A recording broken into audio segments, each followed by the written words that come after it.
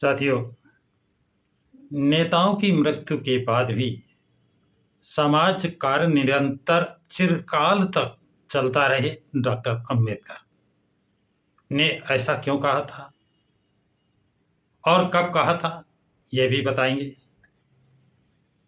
और 20 नवंबर 1937 को मानपत्र किसको दिया गया था, यह भी बताएंगे। डॉक्टर अंबेडकर ने गांधी के विषय में क्या कहा था, उनके संघर्ष से क्या मिला, क्या बताया था, यह भी बताएंगे। और डॉक्टर अंबेडकर ने भाऊराव गायकवाड़ के विषय में क्या कहा है, उनको क्या श्रेय दिया है, इस विषय में भी बताएंगे। डॉक्टर अंबेडकर ने ऐसा क्यों कहा था कि भाऊराव गायकवाड़ 250 मतों से हारे नहीं, वो 3750 मतों से जीतते, ऐसा उन्होंने क्यों कहा, यह भी बताएंगे। डॉक्टर अंबेडकर ने स्वतंत्र लेबर पार्टी की स्थापना क्यों की थी, इस विषय में उन्होंने क्या बताया था, यह भी बताएंगे। तो साथियों, आज का वीडियो बहुत ही महत्वपूर्ण है, इसे अंत तक जरूर देखें और आज के परिप्रेक्ष्य में फिर उसका मिलान करें, तुलना करें कि जो आज से 90 साल पहले और आज में क्या अंतर है। तो साथियों, ये बात है 13 नवंबर 1937 को जनता पेपर में एक सूचना प्रकाशित हुई थी। क्या सूचना थी कि 20 नवंबर 1937 को बटाला मुंबई में एक कार्यक्रम आयोजित किया जाएगा और जिसमें भाऊराव गायकवाड़ को मानपत्र देकर सम्मानित किया जाएगा। इस कार्यक्रम की अध्यक्षता बाबा साहब डॉक्टर भीमराव अंबेडकर करेंगे। डॉक्टर बाबा साहब भीमराव अंबेडकर ने अपने भाषण में कहा, आज के इस अवसर पर उपस्थित रह पाया, इसलिए मैं आप अपने को धन्य मानता हूं। इसलिए इस समारोह का आयोजन करने के लिए यहाँ के चालाक होशियार सदस्यों को मैं धन्यवाद देता हूं। अक्सर आंदोलन की लो चमकाने के लिए जिन कार्यक्रमों का आयोजन किया जाता है वह उस तरह का कार्यक्रम नहीं है। यह एक सम्मानी व्यक्ति का अभिनंदन करने के लिए इस सभा का आयोजन किया गया है और इसका महत्व भी उतना ही बड़ा है। श्री भाऊ साहब कितने बड़े हैं यह अलग से बताने की जरूरत नहीं है।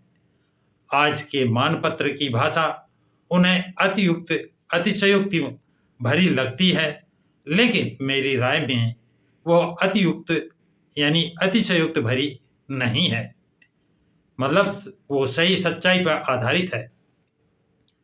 भाऊराव का योगदान अनमोल है। मुझे इस वक्त इस बात का बुरा लग रहा है कि मानपत्र अर्पण का ही यह समारोह बटाला के निवासियों की ओर से न होकर कुछ अन्य लोगों की ओर से आयोजित किया जा रहा है। दूसरी बात यह है कि यह समारोह मुंबई इलाके की ओर से कम मुंबई शहर की ओर से आयोजित किया जाना चाहिए था। जो हो, ये कार्यक्रम होना जरूरी था और मैं अध्यक्ष पद स्वीकारने की विनती को मना नहीं कर सका। पिछले 10 वर्षों में हमारे समाज की जो उन्नति हुई है उसके बारे में जब मैं शांतिपूर्वक सोचता हूँ तब मेरे मन में बार बार 2 विचार गुजरते रहते हैं। वो कौन से 2 विचार हैं? तो कहते हैं, गांधी जी जैसे पुरुष के साथ झगड़ने में सफलता पाकर हमें राजनीतिक अधिकार प्राप्त हुए और हमें राजनीति में समानता का दर्जा मिला। यानी 2 अधिकार किससे झगड़ने से? गांधी जी से। गांधी जी जो लड़ते रहे उससे 2 अधिकार मिले। एक राजनीतिक अधिकार प्राप्त हुए और राजनीति में समानता का दर्जा हमें मिला है। कैसे? अब ब्राह्मणों और क्षत्रियों के साथ विधि मंडल में एक साथ बैठने का, उनके साथ सोच विचार करने का मौका मिला है। यानी ब्राह्मण और ठाकुरों के साथ बैठने का भी मौका मिला है और उनके साथ नीतियों पर, कार्यक्रमों पर विचार विमर्श करने का भी मौका मिला है। ये सब साथ करने के लिए मैं केवल निमित्त मात्र था। कहते हैं ये सब करने के लिए मैं तो निमित्त मात्र था, ऐसा मुझे लगता है। दूसरी बात, श्री भाऊराव गायकवाड़ जैसों की ही वजह से ये सफलता मिली है। मैं अकेला कुछ नहीं कर पाता। यानी ये सारा श्रेय बाबा साहब डॉक्टर भीमराव अंबेडकर भाऊराव गायकवाड़ को दे रहे हैं। उन जैसे लोगों के, उनके और उनके जैसे लोगों के कारण ये सफलता मिली है। यहाँ इस बात का दर्ज करने में मुझे कोई दिक्कत नहीं महसूस होती है। ऐसी सभी तरह से लायक नेता का आज यहाँ मान पत्र देकर जो सम्मान किया जा रहा है वो मेरी नज़र में योग्य और अपूर्व है। यानी कहते हैं ऐसा व्यक्ति को ये सम्मान मिलना चाहिए, मेरी नज़र में वो इसके पात्र हैं। इस अवसर पर हमारे आंदोलन के बारे में दो शब्द बताने में कोई हर्ज नहीं होगा, ऐसे मुझे लगता है। अब वो किस आंदोलन के विषय में बता रहे हैं? भारत में राष्ट्रीय कांग्रेस को बड़ी मजबूत संस्था माना जाता है। यानी कांग्रेस को बहुत मजबूत पार्टी माना जा रहा है। इसके बावजूद मैंने स्वतंत्र लेबर पार्टी की स्थापना क्यों की? यानी कांग्रेस में नहीं शामिल हुए, मैंने स्वतंत्र लेबर पार्टी की स्थापना क्यों की है, उसका उद्देश्य क्या है, इस विषय में बाबा साहब बताना चाहते हैं। इसकी एक ही वजह है और वो है कि कांग्रेस में पूंजीपतियों की संख्या काफी है। कि कांग्रेस में पूंजीपति हैं, पैसे वाले हैं, वहां हमारे गरीबों की बात नहीं सुनी जाएगी। आगे वो बताते हैं बाबा साहब, वो अपना हित करवाने की जगह गरीबों का, कामगार का और किसानों का हित कभी नहीं कराएंगे। कौन? अमीर लोग, कांग्रेसी लोग। इसी प्रकार कामगारों में एक और पक्ष निर्माण हुआ है। वह लाल झंडे वालों के आंदोलन से श्रमिकों का आज के हालात में हित होगा या नहीं, इस बारे में मुझे शक है। इसीलिए हमें नए स्वतंत्र लेबर पार्टी की स्थापना करनी पड़ी है। क्यों? आप समझ गए कि कांग्रेस में पूंजीपतियों का बोलबाला है और लाल झंडे वाले, उनकी नीयत क्या है उस पर उनको शक है। उनके द्वारा कामगारों मजदूरों को कुछ हित होगा ऐसा नहीं लगता है। इसलिए इस लेबरों का, कामगारों का हित के लिए मैंने लेबर पार्टी की स्थापना की है। पिछले मुंबई प्रांत में असेंबली चुनाव में हमारी पार्टी की ओर से नासिक जिले से श्री भाऊराव गायकवाड़ को हमारी पार्टी ने उम्मीदवार बनाया था, चुना था और उन्होंने कांग्रेस को जबरदस्त टक्कर दी थी।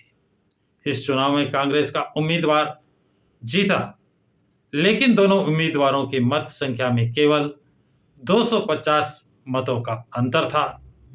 कांग्रेस का उम्मीदवार 16,900 मत पाकर जीत दर्ज की थी, जबकि श्री भाऊराव को 16,650 मत मिले थे। लेकिन मेरी राय में ये गलत हिसाब है, क्योंकि हम में से एक व्यक्ति जो वक्त पर फिर गया था, मतलब चला गया, पार्टी छोड़कर चला गया और यानी उसने पाला बदल दिया, और इस अवसर पर उसका नाम लेना मुझे गवारा नहीं है। यानी बाबा साहब उस आदमी का नाम भी नहीं लेना चाहते हैं जिसने वक्त पर धोखा दिया है। उसे 4,000 मत मिले।